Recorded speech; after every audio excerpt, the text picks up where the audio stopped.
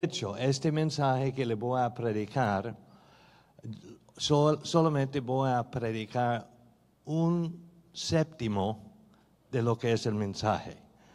Tiene 7 partes y voy a predicar solamente uno de los 7. Entonces le quedo debiendo las otras 6 para otro futuro. Pero el título del mensaje, para que vea que son 7, es 7 quejas que Dios tiene hacia sus pastores. 7 quejas que Dios tiene hacia los pastores. Usted dice, pero Dios se inquieta con nosotros, está molesto con nosotros. Claro que sí. Hay cosas que a Él no le gusta. Entonces vamos a ver qué son las 7 cosas que Dios tiene en contra de sus pastores. Y por supuesto vamos hoy solamente a tocar el primero de las 7. Encontramos esos 7 quejas en el libro de Apocalipsis, el capítulo 1, y voy a leer desde el verso 4 y luego vamos a tocar algo en el capítulo 2. Pero desde el verso 4 encontramos el contexto en que Dios echó sus quejas. Él comenzó, Juan comenzó a decirnos que dónde estaba cuando Dios comenzó a revelarle a él la queja de Dios hacia nosotros los líderes. Y él dice, yo Juan les escribo esta carta a las 7 iglesias que están en la provincia de Asia. Gracia y paz a ustedes de aquel que es, que siempre era y que aún está por venir. Y del Espíritu de 7 aspectos que está delante de su trono y de Jesucristo. Él es el testigo fiel de estas cosas, el primero en resucitar de los muertos y el gobernante de todos los reyes del mundo. Ya Juan está dando las credenciales de Dios o la autoridad que Él tiene para poder hablarnos las cosas que nos va a hablar. Él tiene derecho de hablar a nuestras vidas. Y Él dice, toda la gloria sea al que nos ama. Gracias a Dios por el amor de Dios. Nos ama y nos ha libertado, nos ha lavado de nuestros pecados al derramar su sangre por nosotros. Él ha hecho de nosotros un reino de sacerdotes para Dios su Padre. A Él sea toda la gloria y poder por siempre y para siempre. Amén. Miren, Él viene en las nubes del cielo y todos lo verán, incluso aquellos que lo traspasaron. Y todas las naciones del mundo se lamentarán por Él. Sí, amén. Y ahora comienza Jesús a hablar. Él dice, yo soy el alfa y omega, el principio y el fin, dice el Señor Dios.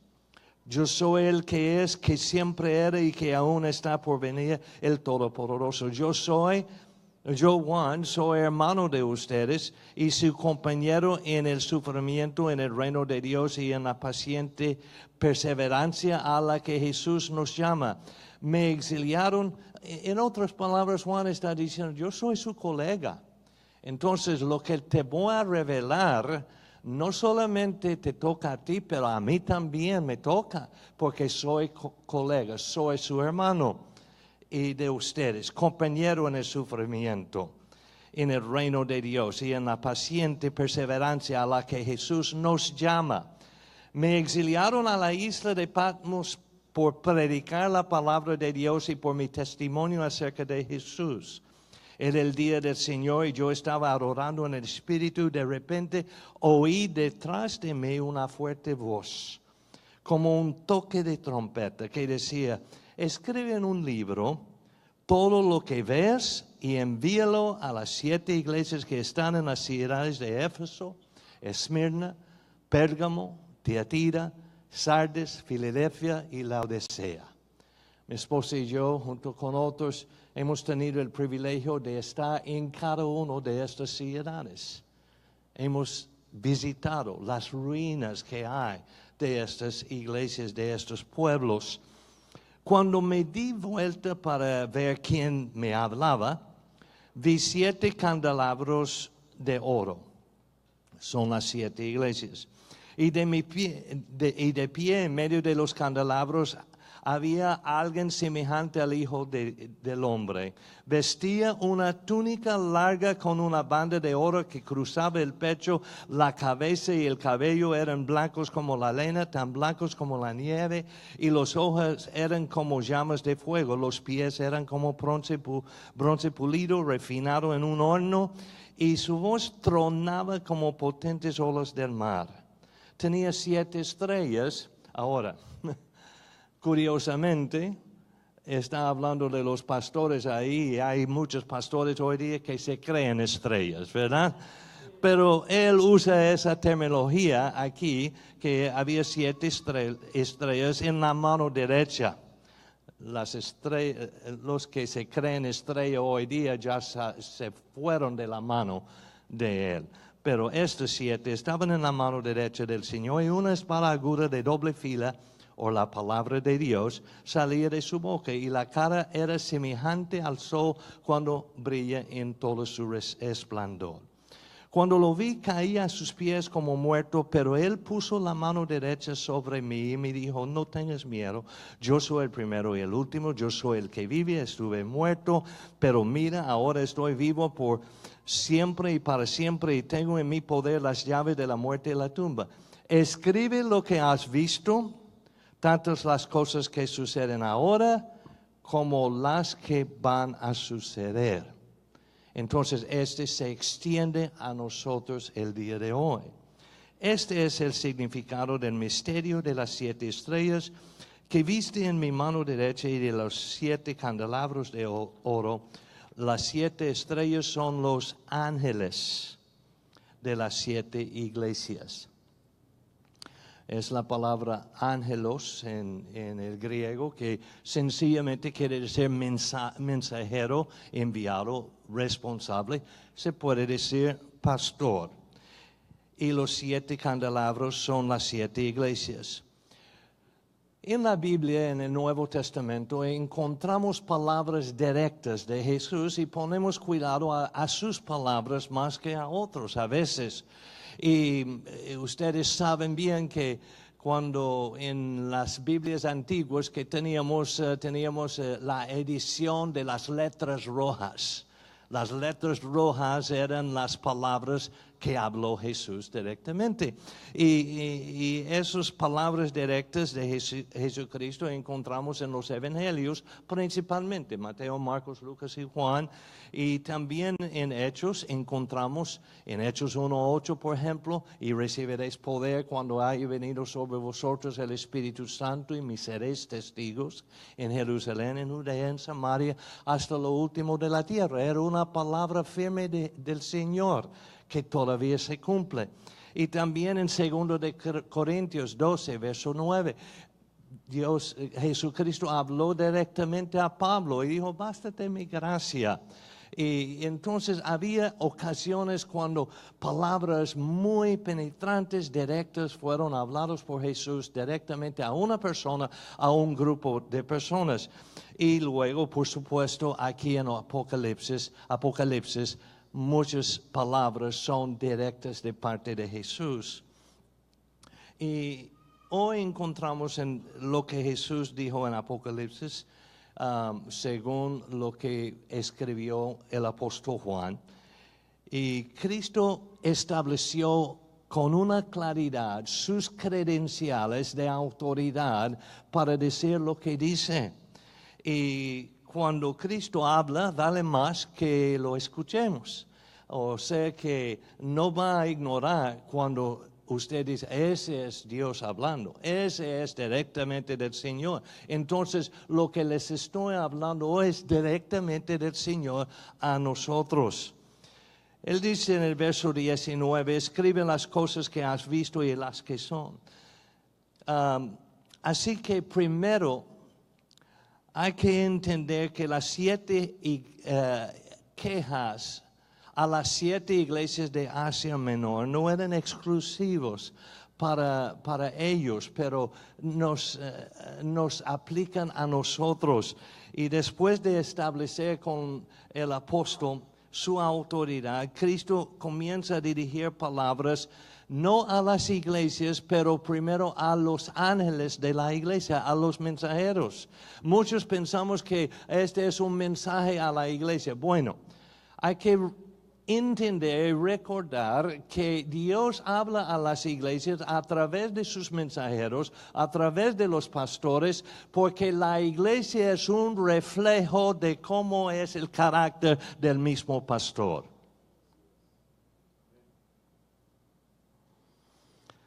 Algunos dicen, yo no sé qué pasa con mi congregación. La próxima vez que lo diga, dígalo parado delante del espejo. Y ahí tendrá la respuesta.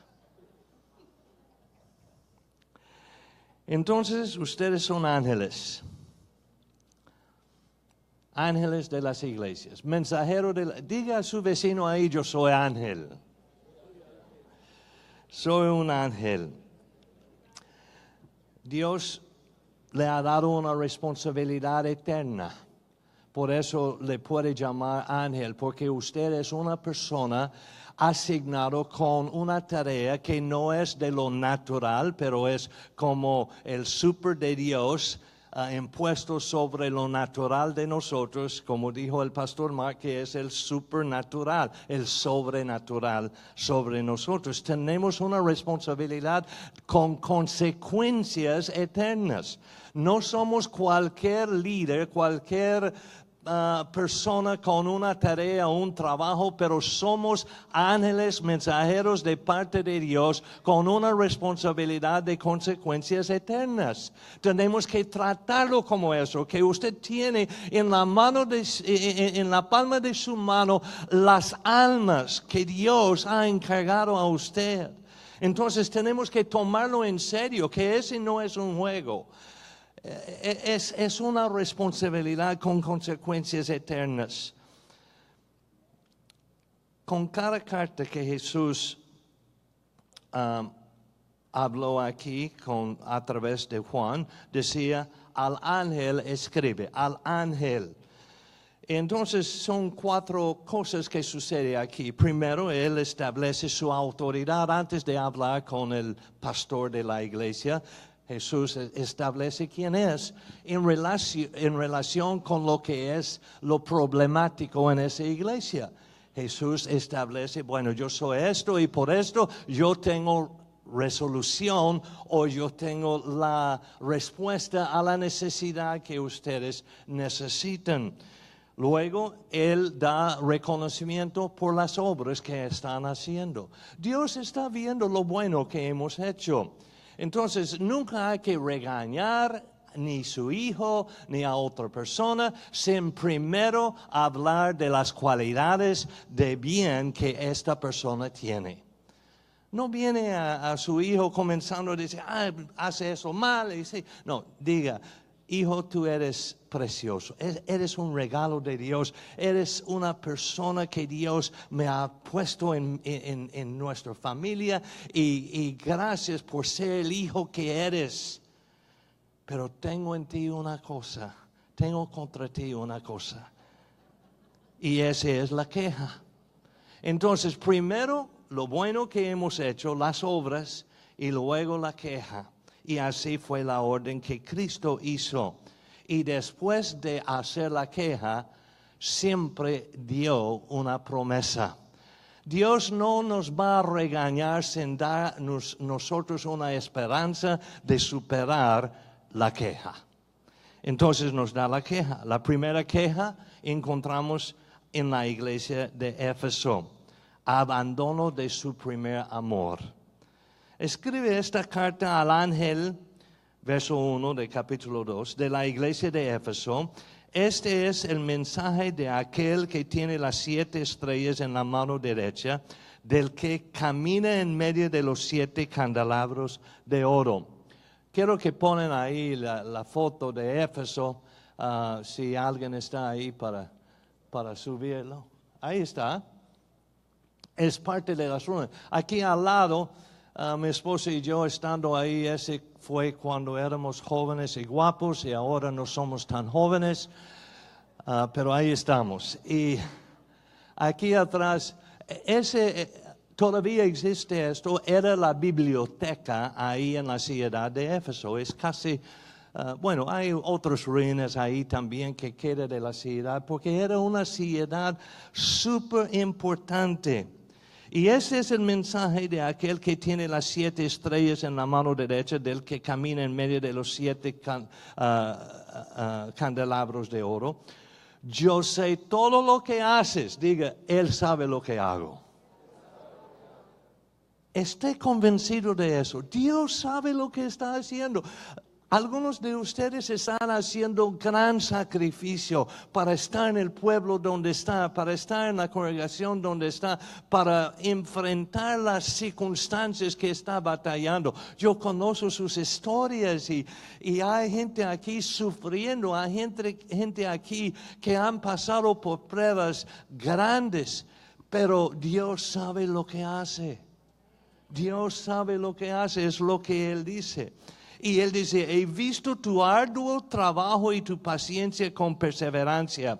Sé que no toleras a la gente malvada.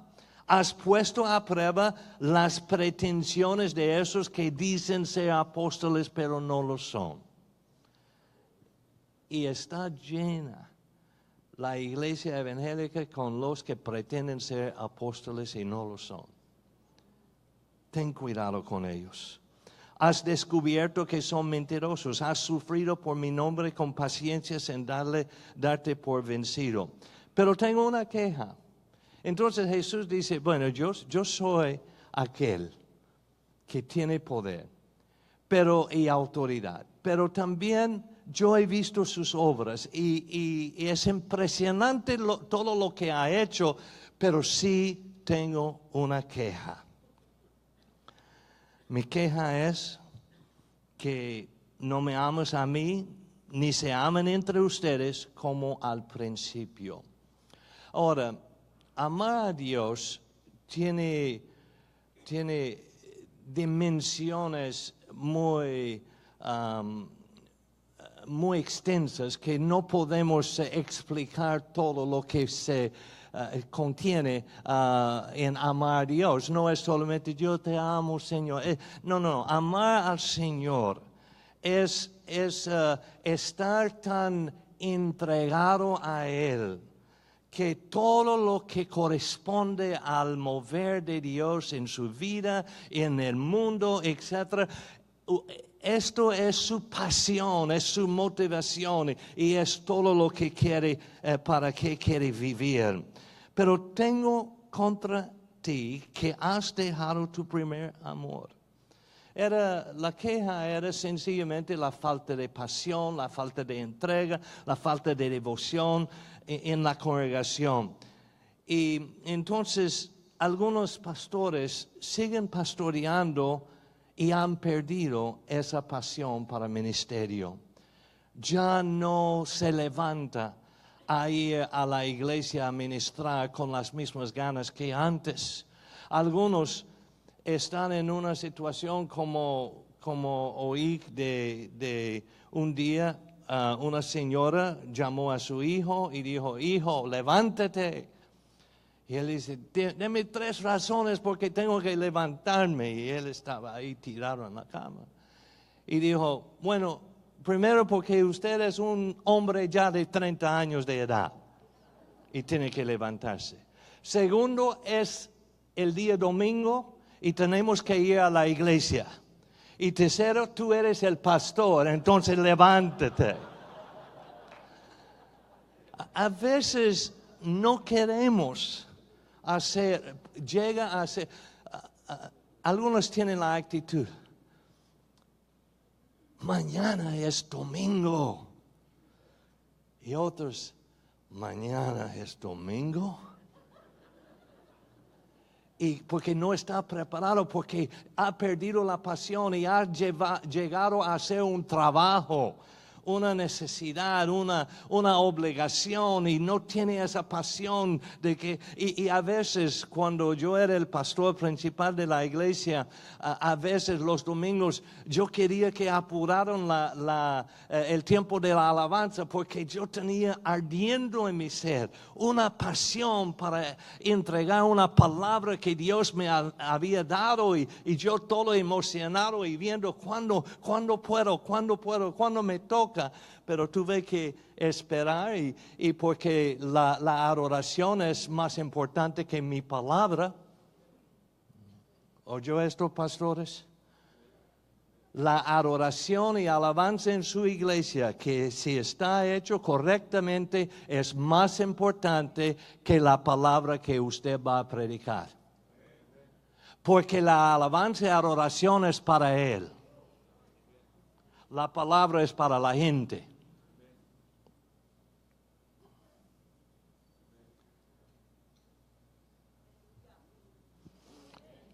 Bueno, si no está de acuerdo con eso, usted tiene todo el derecho. Usted tiene todo el derecho de estar equivocado. Entonces, pero algunos pastores han perdido esto y están funcionando como pastor por costumbre, por el salario, aunque poco sea. Algunos están pastoreando por el prestigio, otros están por el ego, otros porque no encontraron otra cosa que hacer. Como los niños en la escuela, la maestra le pregunta a Juanito, ¿qué hace su papá? Mi papá es el gerente del banco. Qué bien, qué buen trabajo tiene el papá de Juanito. Y dice, Javier, ¿qué hace su papá? ¿En qué trabaja él? Él es el capitán de los bomberos. Qué bien, Javier, por eso. Y Francisco, ¿en qué trabaja su papá? Y dice, él no trabaja, él es pastor.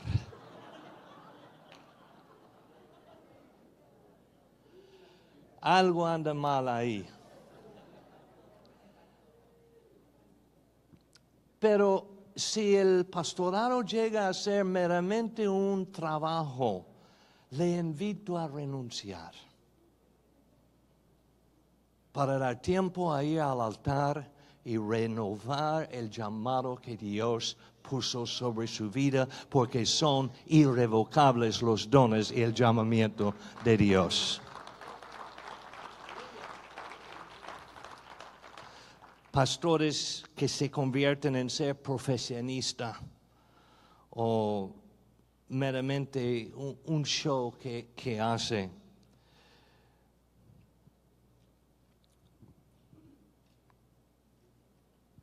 Algunos pastores llegan al punto cuando quiere que toda la congregación sale a evangelizar, pero nunca el pastor evangeliza cuando se encuentra con una persona necesitada. No, ese es para las ovejas. Otros dicen, bueno, ahí viene ese problemático miembro otra vez. Ojalá que fuera otra iglesia esa persona. Pastores tienen esos pensamientos porque han abandonado su primer amor. Otros ponen más importancia en competir con otro pastor que agradarle al Señor por el éxito del otro. Pero debemos de animarnos los unos a los otros y celebrar con otro que está teniendo su éxito, porque los éxitos los medimos a veces por nuestra criteria, que no es como Dios lo está midiendo. Dios está midiendo si usted, mira, eso es lo que usted tiene que hacer, lo que Dios le ha pedido hacer. De ahí más nada. Haga lo que Dios le ha pedido hacer. No trate de competir con otro para tener una iglesia igual que hace los mismos programas que el otro. No tiene que competir. Deje eso. Si Dios le llamó, le va a equipar a hacer lo que Él quiere que haga. Haga esto y usted ha cumplido con el llamado de Dios. Éfeso era una ciudad muy pecaminosa, pero muy importante. De hecho, ahí en la ciudad se construyó el templo a la diosa Artemis o Diana, y llegó a ser uno de los 7 maravillas del mundo, el templo en Éfeso. Era impresionante, era tan grande y se convirtió en ser un templo que se convirtió en ser prácticamente el banco. Y pusieron en las monedas la imagen de la diosa Diana. Y entonces, si la gente iba a cambiar, tenía que sujetarse al ritual en esta iglesia, en el templo. Y entonces era muy difícil para la iglesia en Éfeso. Estaba siendo perseguido en cierto sentido. Éfeso es el lugar donde Juan llevó a su mamá María, la mamá de Jesús. Fue llevado a Éfeso para sus últimos años y murió ahí, supuestamente. Y ahí estaba ese templo a la diosa pagana de Diana. Y dice que tenían sacerdotes y sacerdotas más que 1000 ahí en esta iglesia. Y muchas de las sacerdotas, mujeres, que servían en el templo eran prostitutas del templo, que pagaban los servicios de ellas. Y entonces era una condición tan liberal, tan contaminada, tan perversa, tan horrible, que imagínense el ambiente donde tenía que pastorear el pobre Timoteo, ahí en Éfeso. Entonces Timoteo estaba pastoreando ahí ese era en el camino a Roma, era un punto comercial de Asia hacia Europa, hacia Roma, y entonces era un cruce calles, se puede decir, un puerto bien importante de como 300,000 habitantes en aquel entonces. Entonces, una ciudad bien importante. Pablo había pasado 3 años ahí. Luego salió él y instaló a Timoteo como el pastor en Éfeso. Era una casa apostólica. Era una casa de ahí salían gente para la obra. Y Pablo se preocupó mucho por la iglesia de Éfeso. Ahora, sabiendo esto de Éfeso, porque, hermanos, hay que contextualizar su ministerio. Ahora, cuando digo eso, contextualizar su ministerio, lo que quiero decir es que usted tiene que ser consciente del ambiente en el mundo alrededor de su ministerio. Usted no puede quedar así ministrando en una ciudad como en otra ciudad, porque tiene que conocer lo que son las cosas y los espíritus que dominan sobre este lugar. Cuando estuvimos en Costa Rica, había espíritus que dominaban Costa Rica. Y una perversidad, era un espíritu que dominaba esto. Y uno de los espíritus sobre México es la mariolatría, la adoración de María.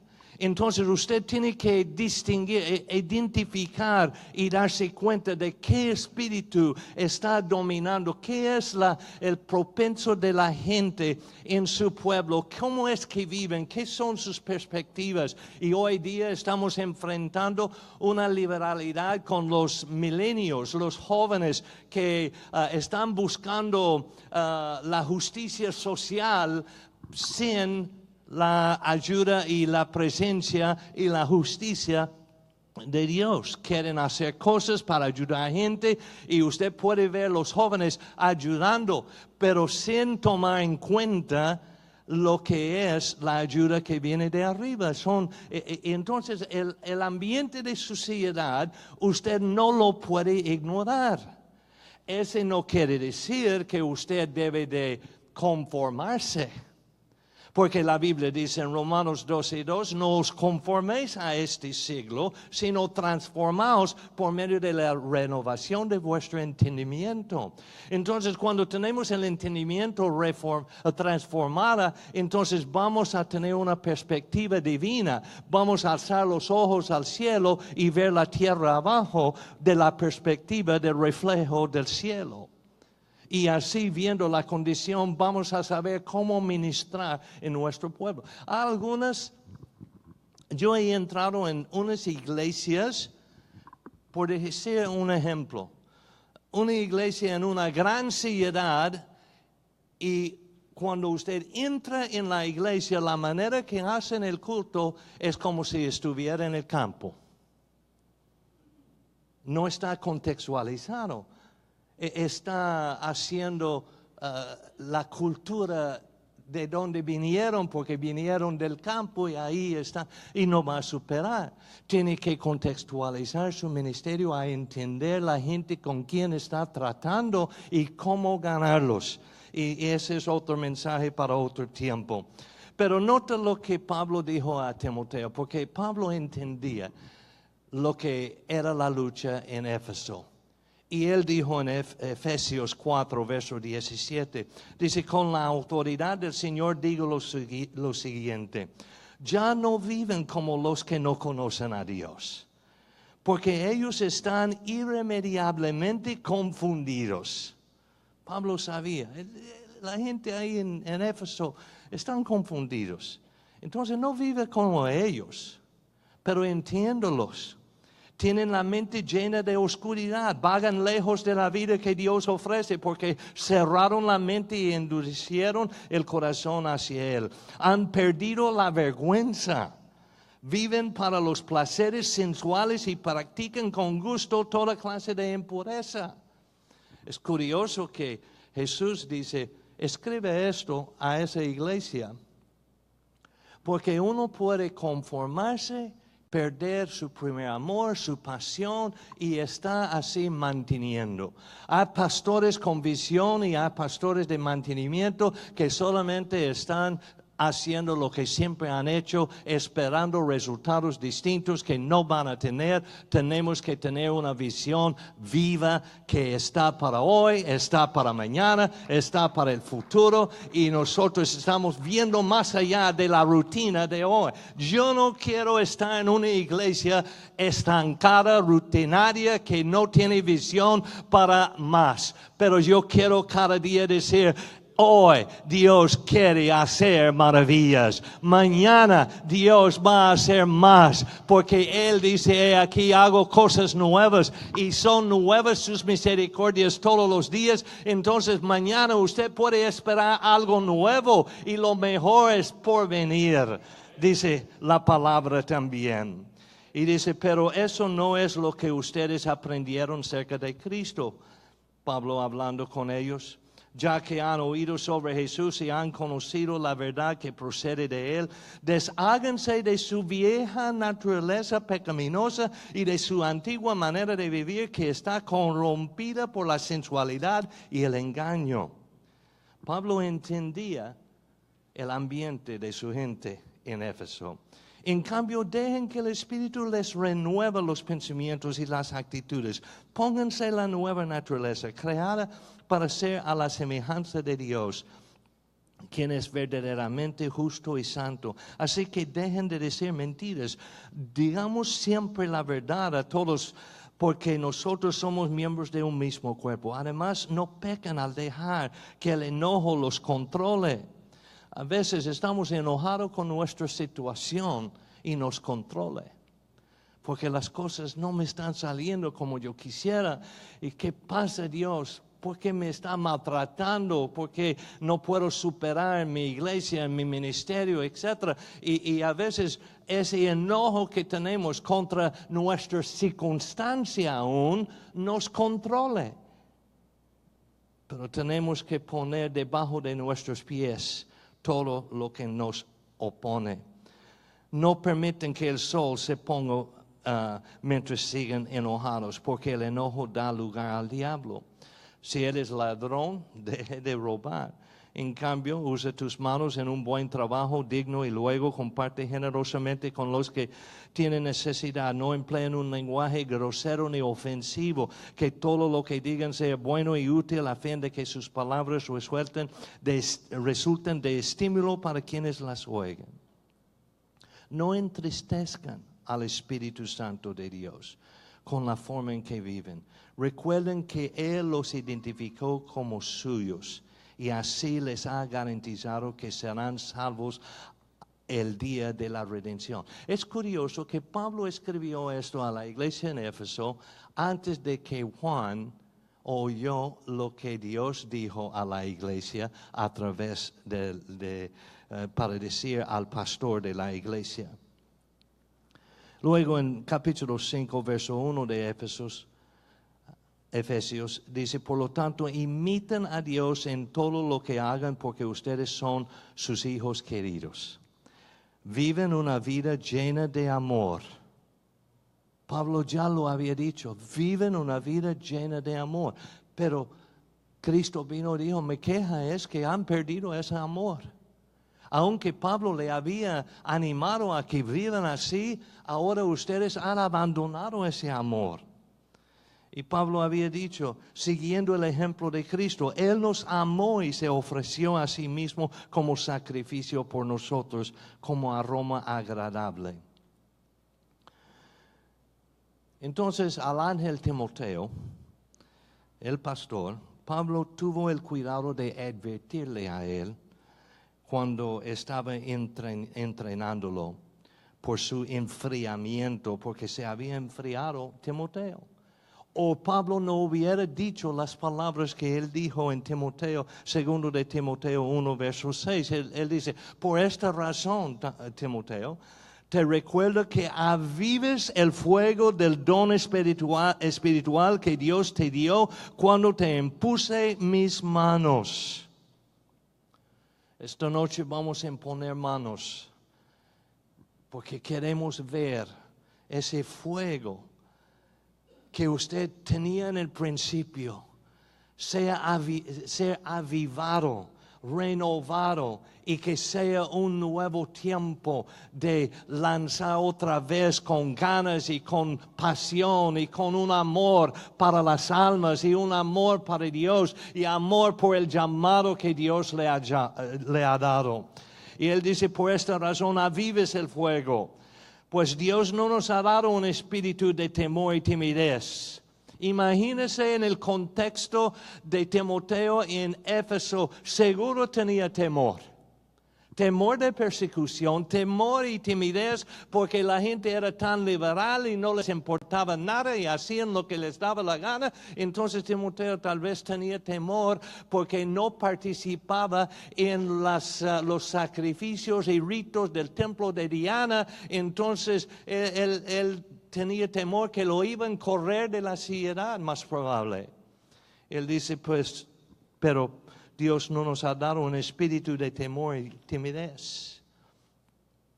Así que nunca te avergüences de contarles a otros acerca de nuestro Señor, ni te avergüences de mí, aun cuando estoy preso con Él.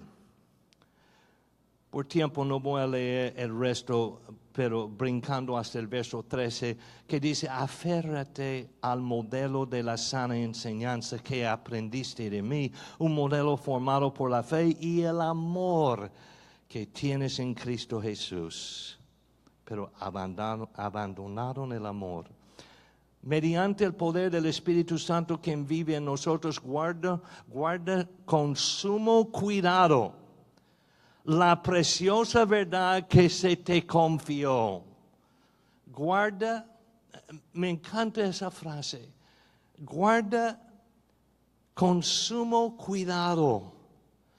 Nos ha sido confiado la palabra de vida. Tenemos que guardarlo con sumo cuidado porque es preciosa verdad.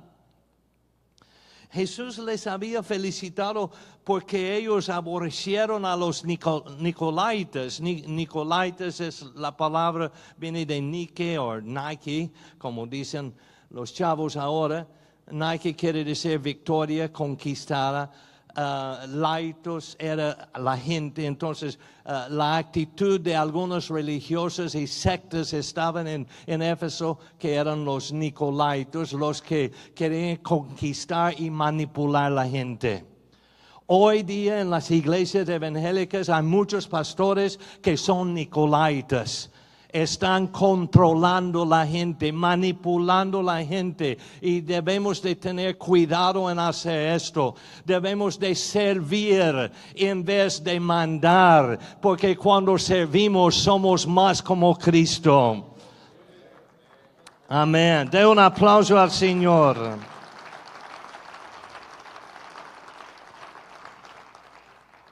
Y luego Jesús dijo: al que venciere, le daré a comer del árbol de la vida. Hermanos, resumo con esto. Usted puede disfrutar su ministerio. No llega al punto donde el pastorado llega a ser un trabajo. No permite que su vida llegue al punto donde usted va a ministrar dependiendo en cuánto le dé de ofrenda, cuánto le paga como pastor. Mi esposa y yo tenemos casi 50 años en el ministerio y ni una sola vez en mi vida, ni una sola, he preguntado cuánto me dan de ofrenda. Ni una sola vez he preguntado: ¿y cuánto paga ese pastorado? ¿Cuánto va a ser mi salario? No importa. Si yo pudiera hacer esto sin recibir ofrendas, sin recibir dinero, sin recibir ingreso, estoy dispuesto a hacerlo, porque no es una profesión, no es un trabajo, es un llamado del cielo que Dios ha puesto sobre nuestra vida. Y Dios nos va a bendecir cuando obedecemos a lo que Él dice. Mira, usted puede tener abundante bendición. Y yo doy gracias a Dios por cómo Él ha bendecido a nuestra vida. Hemos tenido subes y bajas, pero nunca nos ha abandonado a Él. Él nunca nos ha abandonado. Y yo quiero decirle, no sea como los de Éfeso, que abandonaron la primera pasión que tenía cuando entró en el ministerio. Yo me acuerdo la sensación, la unción, cuando impusieron manos sobre mi vida y de mi esposa, cuando nos ungieron para el ministerio y nos dieron oportunidad de servir en una iglesia. Y claro, como chavo yo pensaba que, wow, me dieron un puesto de asistente pastor en esta iglesia. Ahora, cuando me toca predicar, y una de las primeras cosas que el pastor dijo: bueno, Rafael, el baptisterio está un poco sucio, lo puede lavar. Entonces me mandó al baptisterio a lavarlo. Y yo quería resentirlo. No, ya yo soy graduado del Instituto Bíblico, ya soy tengo mi credencial de pastor, y me mete en el baptisterio a lavarlo. No sabe quién soy. Pero Dios me habló en el baptisterio aquel día. Y Él dijo: mire, te he llamado y tiene que servir. Y el que sirve, como dice la pastora Igna, dice: si no sirve, no sirve. Entonces aprendí de ese primer día, metido lavando los pecados de otros en el baptisterio, ¿verdad? Dios me habló y me dijo: tiene que tener corazón de siervo. Hermanos, por favor, no permite que el diablo le roba de la pasión, la motivación, la inspiración, la unción de ese primer amor. Cuando yo llegué a conocer a Cristo de niño y recibí el Espíritu Santo a la edad de 9 años, hablando en lenguas, y qué emoción cuando abrí los ojos. Yo vi a la iglesia y vi esa hermanita en la iglesia que antes yo pensaba que era bien fea, pero era la más bella después de recibir el Espíritu Santo, porque algo transformó mi perspectiva. Y es ese amor por la misericordia de Dios y el llamado sobre mi vida. Pónganse de pie. Yo sé que tienen hambre. Y vamos a tener un receso. Esta noche lo que vamos a hacer es algo que me conmueve muchísimo. Porque Dios ha puesto en nuestro camino, como los apóstoles de la red de Mundo de Fe, lo que yo considero la mejor gente en el cuerpo de Cristo, ustedes, y los que aún no pueden estar aquí en el Congreso. Y yo estoy emocionado en poder ser parte de su vida y en poner la mano sobre ustedes esta noche. No es solamente para que la gente lo vea a usted y identifique quién es, o que yo le toque, pero en esta noche lo que yo quiero que suceda es que la pasión que arde en mi corazón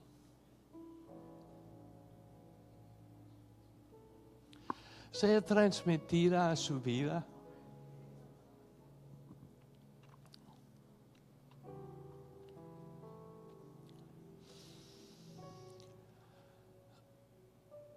Porque recién, como Pablo tuvo la misma experiencia, él dice, algunos nos han dejado amando este presente siglo. Me duele cuando uno de ustedes pasa por pruebas. Me duele.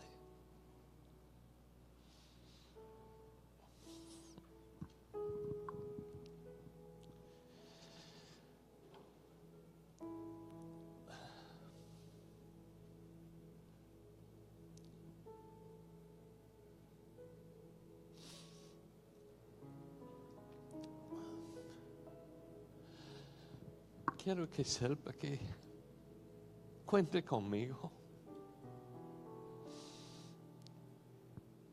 Usted no anda solo.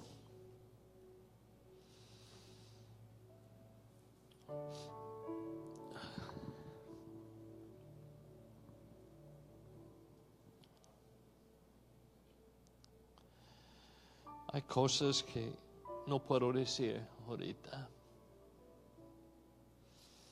que el Espíritu los comunica, las comunica a ustedes. Vale la pena seguir en la batalla, porque Él que comenzó en nosotros una buena obra, Él es poderoso y la va a perfeccionar. Y como Pablo dijo, nada nos puede separar del amor de Cristo.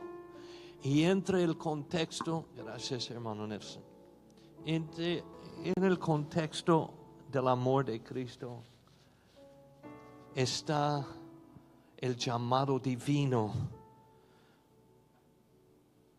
Tenga esa perspectiva, que Él tomó algo de su carácter y lo depositó en la vida de usted.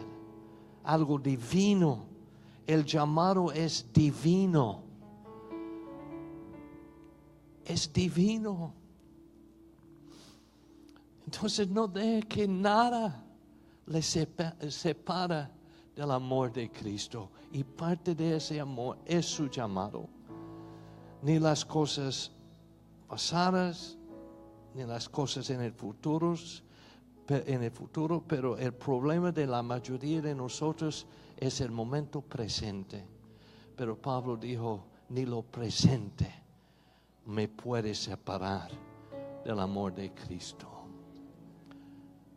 Su llamado es irrevocable, irrevocable.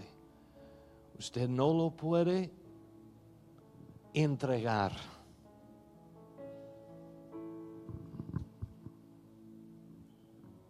Muere con Él. Gracias, Señor, por tu pueblo.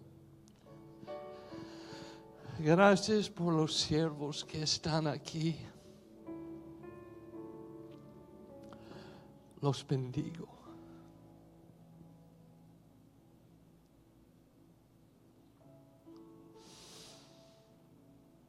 Que cada ministerio aquí permanece. Que no haya tragedias en las parejas, en las iglesias, en los equipos de liderazgo, en las familias. Pero que haya una sanidad hoy para los que se han aflojado. Tú has visto nuestras obras, pero también a los que han perdido la pasión. Llámalos de nuevo. Refresca, que aviva el don que hay en ellos. Y que no deje que nada los impida a obedecer. Porque el que obedece va a vivir del fruto de su obediencia. Los bendigo en el nombre de Jesús. Amén. Que el Señor les bendiga. Amén. Amén.